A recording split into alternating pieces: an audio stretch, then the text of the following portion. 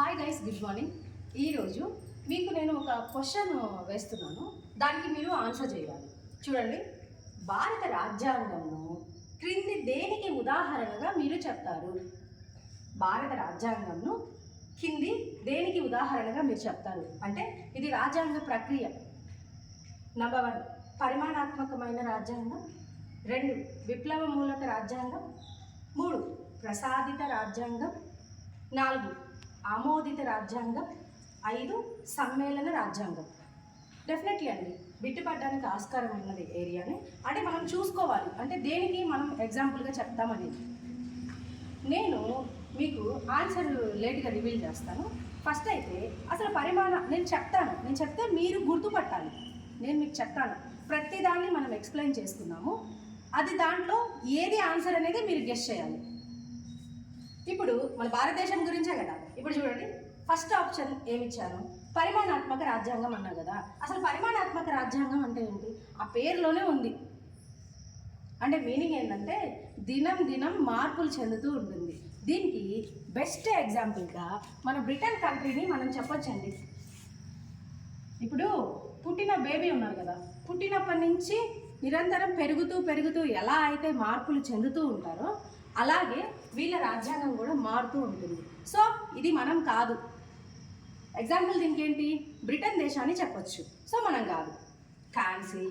Next విప్లవ మూలక రాజ్యాంగం. మనం విప్లవాలు చేసి ఏమైనా రాజ్యాంగాన్ని తెచ్చుకున్నామా? విప్లవ మూలక రాజ్యాంగం అంటే ప్రపంచాన్ని ఒక 3 ప్రభావితం చేసిన వాళ్ళు ఉన్నారు విప్లవాలు చేసి. అమెరికా, రష్యా,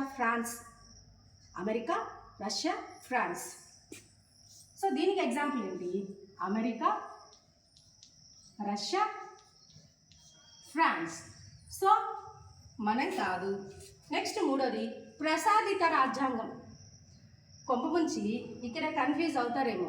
బ్రిటిష్ వాళ్ళు వెళ్తూ మనకి రాజ్యాంగం అంటే మనకి స్వాతంత్రం ఇచ్చేసి వెళ్ళిపోయారు కదా, మనకి కొంపముంచి వాళ్ళు ప్రసాదించారేమో అని. వాళ్ళేం మనకేం ప్రసాదించలేదు.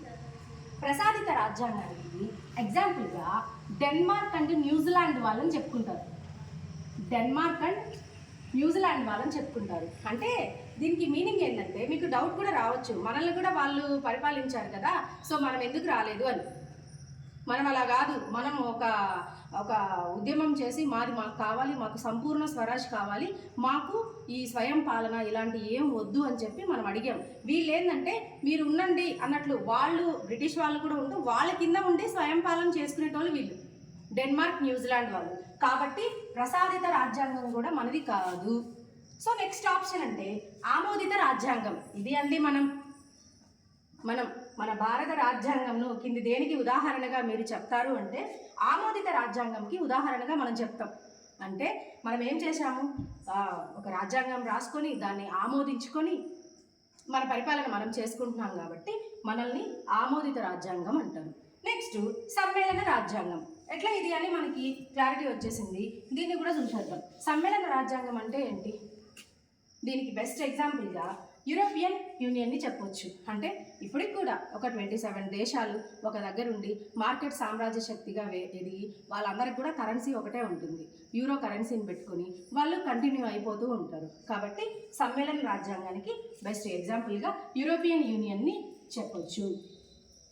సో మన బిట్టికి ఆన్సర్ ఏంటి? మనం ఆమోదిత రాజ్యాంగం. Thank you.